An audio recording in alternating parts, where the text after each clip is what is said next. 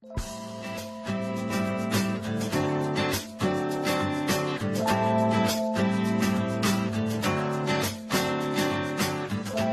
번째 이야기를 들려드리도록 하겠습니다. 오늘 첫 번째 이야기는요, 우리나라 이야기예요. 대한민국에서 실제로 일어났던 이야기입니다. 2012년 11월 23일 전라남도 광주에서요, 한 46세의 어느 여성분이 한 밤 11시 20분쯤이었을까요? 되게 늦은 저녁에 횡단보도를 건너고 있었습니다. 그런데 이 여성이 횡단보도를 건너다가 교통사고를 당하게 돼요. 그리고 바로 이 여성분은 그 자리에서 의식을 잃으셨습니다. 차에 그대로 치이셨고요. 의식을 그 자리에서 잃으셨어요. 그리고 이 여성을 친 그 차는 여자가 쓰러져 있는 걸 확인을 한 후에요, 바로 도망을 가버렸습니다. 그냥 도주했어요. 그러니까 사람을 치고 뺑소니를 친 거죠. 당시에 이 여성분은요, 다행히도 병원으로 옮겨져서 생명에는 지장이 없었습니다. 그런데 안타깝게도요, 다리가 좀 많이 부러지고요, 옆에 보시는 것처럼 좀 많이 다치셨어요. 차랑 부딪혔으니까.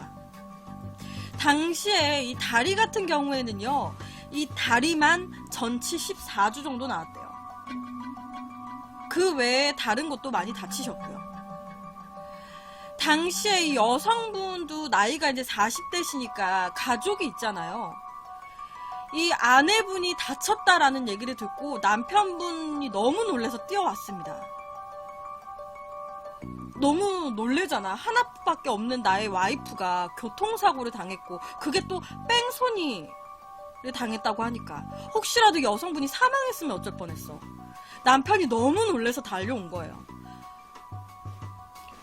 근데 와서 보니까 와이프분이 생명에는 지장이 없긴 하지만 팔이나 다리에 막 다 기부스하고 있고 얼굴도 막 상처고 막 이러니까 이 남편이 너무 속상해합니다. 거기에다가 뺑소니니까 더 짜증이 나죠. 그러다 보니까 이 경찰분들한테요, 이 남편분이 꼭 잡아야 된다고, 이 뺑소니 좀 꼭 잡아달라고, 내 와이프 이렇게 만든 놈 꼭 잡아야 된다고 꼭 좀 부탁드린다고 경찰들한테 신신당부를 했습니다. 제발 좀 잡아달라고. 경찰들은요, 이 사고가 나고 바로 다음날, 바로 사고가 났던 횡단보도로 다시 가봤어요. 경찰들이 혹시 뺑소니 친 차량의 파편이라든지 무언가 이 교통사고에 대한 그런 단서, 뺑소니 차량에 대한 단서가 혹시 이곳에 떨어져 있지 않을까 싶어가지고 조사를 나온 거예요. 그런데 사건 현장에서는 아무런 단서도 찾지 못했습니다. 당시에요, 이 횡단보도에 CCTV가 있었어요. CCTV가 설치가 되어 있었고 작동도 되고 있었습니다. 그런데 경찰들이 CCTV를 확인해 본 결과 화질이 너무 안 좋은 거예요. 저희 나라 미스테리를 하면서 이런 경우 좀 많이 얘기를 했던 것 같아요. CCTV는 있어요. 만약에 살해 사건이 일어났어요. 범인이 찍혔습니다. 근데 화질이 너무 안 좋아서 범인의 얼굴이 식별이 안 돼요. 그런 경우가 우리나라에 꽤 있거든요. 근데 지금 상황 같은 경우도 CCTV가 당시에 작동이 되고 있었는데 확인을 해봤을 때 화질이 너무 안 좋아가지고 있으나 마나인 거예요. 차량이 찍히면 뭐해? 아무것도 잡힌 게 없어. 그냥 있으나 마나? 당시에 이 CCTV는 아무런 도움이 되지 못했습니다. 당시에 경찰들은요, 이 뺑소니범이 아무래도 음주를 한 것 같다라고 추정을 했어요. 그러니까 운전자가 술을 마시고 운전하다가 이 여성분을 못 보고 친 거예요. 그러다가 신고를 할까 했는데 자기가 술을 마셔가지고 경찰서에 올 수가 없으니 그냥 사람을 치고 도주를 해버린 것 같다라고 경찰들은 추정을 했습니다. 당시에 이 여성분은요, 다리는 물론이고 팔 한쪽도 부러진 상태였어요. 누군가의 보호가 굉장히 필요한 상황이었습니다. 그러다 보니까 간병인을 쓰자니, 간병인을 쓰는 것도 돈이 진짜 많이 들어가거든요. 뭐 그렇게 부자도 아니신데 간병인을 막 해서 쓸 수가 없는 거예요. 그러다 보니까 당시에 이 남편분이 다니던 회사에다가 사정을 얘기하고요, 한 달 넘게 이 아내의 옆에서 병간호를 하고 있는 상황이었어요. 이렇게 막 어떻게 막 쓸 수가 없으니까, 부담 없이 간병인을 쓸 정도로의 좀 그런 건 안 되니까 이 남편분이 회사에 얘기를 하고 이제 와이프 옆을 간병을 하고 있는 거죠. 아내 혼자 움직이고 화장실 가고 이런 게 전혀 안 되니까. 남편분은요, 보호자 침대에서 쭈그려서 쪽잠 자면서 그렇게 간병을 하셨대요. 되게 힘드셨겠죠? 그러다가요, 어느 날 이 와이프분의 친어머니가 병문안을 오게 됩니다. 자기 딸이 교통사고로 다쳤으니까. 이 엄마도 얼마나 놀래요. 그러니까 바로 오신 거예요. 사고를 듣고. 그리고 병원에 오셔가지고 얼굴을 보고 서로 얘기를 나눈 후에 이 엄마가 이제 집에 가보겠다고 자리를 일어서려고 해요. 그러다 보니까 이 와이프가요, 엄마, 그래도 나 다쳤다고 병문안 오느라고 먼 길까지 왔는데 엄마 너무 고생했어. 이러면서 엄마 나 얼른 나을게 라고 하면서, 우리 엄마 내가 차비라도 줘야지 막 이렇게 하면서 호주머니를 뒤적뒤적거립니다. 우리 엄마 내가 차비라도 줘야지. 잠깐만, 내 지갑이 어딨더라? 여보, 나 그 잠바 쪽에 나 입원해가지고 실려왔었던 옷 잠바에 보면은 그 지갑 있을 건데 지갑 좀 찾아줄래요? 라고 얘기를 해요. 지갑 좀 찾아줄래요? 나 병원에 실려올 때 입고 있었던 잠바에 지갑 있는 것 같아. 그 지갑에서 돈 좀 빼서 우리 엄마 차비 좀 줘. 그러다 보니까 이 남편이요, 내가 찾아볼게 하고 이 와이프분의 잠바에 지갑을 찾습니다. 그런데 지갑이 없어요. 지갑이 안 나와. 지갑 없는데? 그때 들고 나간 거 맞아? 이 잠바에는 지갑 없어. 뭐 중간에 한번 뺐어, 지갑? 그러니까 와이프분은, 아니, 나 지갑 한 번도 안 뺐는데? 나 지갑 어디 갔지? 교통사고 났을 때 없어졌나? 나 분명히 사고 당일날 지갑 가지고 있었는데 왜 지금은 지갑이 없지? 당시에 이 말을 들은 남편이요, 뭔가 좀 이상한 촉을 느낀 거예요. 그래서 바로 경찰에다가 전화를 합니다. 그리고 경찰분들한테 이런 얘기를 해요. 저기 수사에 도움이 될지 모르겠는데 지금 제 와이프 하는 말이 사고 당시에는 분명히 지갑을 가지고 있었는데 현재 그 지갑이 없어진 것 같다라고 얘기를 하고 있어요. 혹시 이게 경찰분들 수사할 때 도움이 될까 싶어서 연락드렸습니다. 분명히 사고 나기 전에는 지갑을 가지고 있었는데 사고가 일어나고 나서 지금 현재 지갑이 발견되지 않고 있습니다. 라고 경찰서에다 얘기를 한 거예요. 이 전화를 받고 경찰들은요, 혹시 신분증 도용이라든지 아니면 이 여성분의 카드를 썼을 수 있잖아요, 범인이. 그러니까 카드 기록들, 뭐 여러 가지 기록들을 다 조사합니다. 신분증 도용이나 뭐 여러 가지를. 그리고 경찰들이 조사한 결과 이 뺑소니범의 가장 강력한 용의자 남성 한 분이 체포가 돼요. 가장 강력한 용의자 남성분 한 분이 체포가 됩니다. 이 남성분을 잡고 경찰들이 물었어요. 용의자한테. 네가 뺑소니 쳤지? 너 뺑소니 쳤지? 네가 사람 치고 도망갔지? 너 여자 치고 도망갔잖아. 너 그 여자 치고 네가 지갑까지 훔쳐갔잖아. 맞지? 너 사람 치고 도망갔지? 너 그때 술 마셨지? 맞잖아. 거짓말 하지 마. 시조를 시작을 했습니다. 그런데요, 당시에 이 남성분이요, 왜 용의자로 몰렸냐면, 당시에 이 여성분의 지갑에 수표가 있었어요. 수표. 근데 그 수표 번호를 조회해본 결과, 이 남성분이 이 여성분 지갑 안에 있었던 수표를 쓴 걸로 확인이 된 거예요. 어떤 얘기인지 아시겠나요?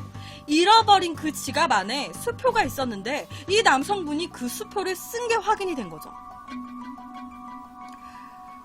그러다 보니 제일 강력한 용의자로 경찰서로 잡혀온 거예요. 경찰들이 계속 네가 범인이지, 네가 범인이지 계속 몰아가니까 이 남성, 이 강력한 용의자 남성분이 이런 얘기를 합니다. 아니, 나 사람 안 쳤어요. 나 사람 친 거 아니에요. 아, 그래. 아, 내가 이런 얘기까지 안 하려 했는데, 솔직히 제가 지갑 훔쳤습니다. 라고 얘기를 합니다. 지갑 훔친 거예요. 내가 그 여자 지갑 내가 훔친 거는 맞는데, 나 뺑소니는 안 했어요. 사실 내가 횡단보도에 웬 여자 한 명이 서 있대. 근데 그 가방을 딱 열어놓고 뭐 나 가져가라는 식으로 이렇게 있더라고. 그래서 내가 이렇게 지나가다가 저 가방 안에 저 지갑 저 딱 보이는데 나 가져가라고, 지갑이 나 데려가라고 이렇게 손 흔드는데 저 지갑 하나 슬쩍 할까 하고 내가 그 여자 뒤에 서서 그 지갑 하나 빼왔습니다. 지갑 하나 빼왔어요. 소매치기 했습니다. 근데 그게 다예요. 뺑소니는 내가 안 했습니다. 라고 얘기를 해요. 그리고 이 남성분이요, 이런 얘기를 합니다. 나는 뺑소니를 친 사람이 아니라 뺑소니를 목격한 사람이에요. 나 목격자입니다. 라고 얘기를 해요. 그 소매치기 범 남성분의 이야기로는요, 이 남성분이 횡단보도에 있는 여성분을 발견을 하고 지갑을 슬쩍 한 거예요. 그리고 아싸 하면서 이제 몇 발자국 안 갔는데 갑자기 빵 하면서 뭐가 쾅 부딪히는 소리가 나더래요. 그래서 이 소매치기 범이 너무 놀라서 뒤로 확 돌아봤대. 확 돌아보니까 어떤 남자가 차에서 내리더니 쓰러져 있는 여자를 보고 소리를 지르는 걸 들었습니다. 라고 얘기를 합니다. 당시에 쾅 하는 소리가 나서 내가 너무 놀라서 뒤를 돌아보니까 차에서 어떤 남성이 내리고 있었고 어떤 남성이 쓰러진 여성을 보더니 막 뭐라 하면서 소리를 질렀다. 난 그 상황을 목격을 했다. 당시에 경찰들이 왜 그럼 너 바로 신고 안 했어? 라고 얘기를 했습니다. 야, 사람 치는 거 봤으면 바로 신고를 해야 될 거 아니야. 너 그냥 그러고 갔어? 라고 얘기를 했습니다. 그러니까 이 소매치기 범이 아니 또 괜히 또 그런 거에 끼면은 또 머리 아파지니까 나는 이제 뭐 그냥 쓰러져 있는 거 봤어도 그냥 내 갈 길 갔지 라고 얘기를 했어요. 소매치기 범은 뺑소니를 치는 현장을 다 봤는데 괜히 이런 사건에 끼면 머리 아프니까 그냥 모른 채 하고 갔다라는 거예요. 그러니까 이 소매치기 범은 목격자인 거죠. 강력한 용의자가 아니라. 그러면서 이 목격자분이 이런 얘기를 합니다. 당시에 이 여성분이 횡단보도를 건너는 순간 어떤 차가 와서 여자를 치고 그 차에서 어떤 남자가 내리더니 여성분의 얼굴을 보고 소리를 질렀다. 이 남성분이 이 여성분의 얼굴을 보고 미쳤어! 미쳤어! 내 와이프잖아! 라고 얘기를 했대요. 분명히 이 소리를 소매치기 범은 들었다고 합니다. 내 와이프잖아. 경찰들은요, 바로 이 소매치기 범한테 이 얘기를 듣고요, 이 남편이 있는 병원으로 갔습니다. 이 여성분을 지극정성 간호하고 있었잖아요. 그리고 이 현장에 가서 경찰들이 남편을 보고 얘기했습니다. 당신을 뺑소니범으로 체포한다고. 근데요, 여러분, 경찰분들이요, 이게 정확한 게 아니었어요. 증거가 그냥 진짜 소매치기 범의 얘기만 듣고 그리고 우선 간 거예요. 병원으로. 그리고 남편이 있는 걸 확인을 하고요. 당신을 소매치기 범으로 체포한다라고 얘기를 했습니다. 추정일 뿐이었어요. 정확한 증거는 없었어. 말뿐이었거든. 근데 당시에 이 경찰들의 얘기를 들은 이 남편은요. 헉! 걸렸어요? 아, 죄송합니다. 아, 제가 친 게 맞아요. 제가 쳤습니다. 막 이러면서 맞다라고 얘기를 합니다. 당시에 경찰들은 추정일 뿐이었는데 살짝 떠보니까 이 남편이 그 자리에서 자백을 한 거예요. 걸렸나봐. 죄송합니다. 제가 뺑소니 했어요. 자기가 맞습니다. 라고 인정을 한 거예요. 이 남편분은요, 당시에 술에 잔뜩 취한 상태로 운전을 하고 있었대요. 그러다가 정말 실수로 와이프를 친 거예요. 근데 당시에 이 남편분은요, 자기 와이프인지도 몰랐고 앞에 사람이 있는지도 몰랐대요. 왜? 술에 취해 있었잖아. 정말 비몽사몽한 상태로 무언가를 친 거예요. 그래서 너무 놀래서 차에서 내려갔고 쓰러져 있는 사람의 얼굴을 봤는데 자기 와이프인 거야. 어떡해, 내 와이프야. 그러면 바로 신고를 해야 됐었는데요. 이 남자는 그 순간에 생각을 했습니다. 나 술 마셨는데. 나 혹시라도 이 와이프가 지금 죽어버린 거면은 나 음주운전에 사망 사건까지 연루돼가지고 그럼 나 인생 끝날 것 같은데. 아, 어떡하지? 나 지금 이대로 신고하면 나 인생 끝날 것 같은데. 아, 어떡하지? 아, 그냥 도망가야겠다. 그리고 쓰러져 있는 자기 와이프를 냅두고 그냥 도망가 버린 거예요. 이 남성분은요, 자기 와이프를 버리고 도망가면서도요, 의식을 잃고 병원으로 실려가고 있는 그 아내한테 계속해서 전화를 걸었습니다. 못 받을 걸 알면서도 계속 전화를 걸었어요. 뭐 그래요. 걱정이 돼서 전화를 걸었을 수도 있어요. 그런데 와이프가 그렇게 걱정이 됐다면 애초부터 버리고 뺑소니 치지도 않았겠죠. 경찰들은요, 이 남편분이 와이프를 버리고 도망가면서도 알리바이를 만들려고 했던 걸로 추정을 했습니다. 알리바이를 만들려고 계속 전화를 한 거야. 와이프가 못 받을 거라는 거 알면서. 이 와이프분이 혹시나 이 사고로 돌아가셨으면 어쩔 뻔했어요. 와이프분이 진짜 사망을 해버렸으면.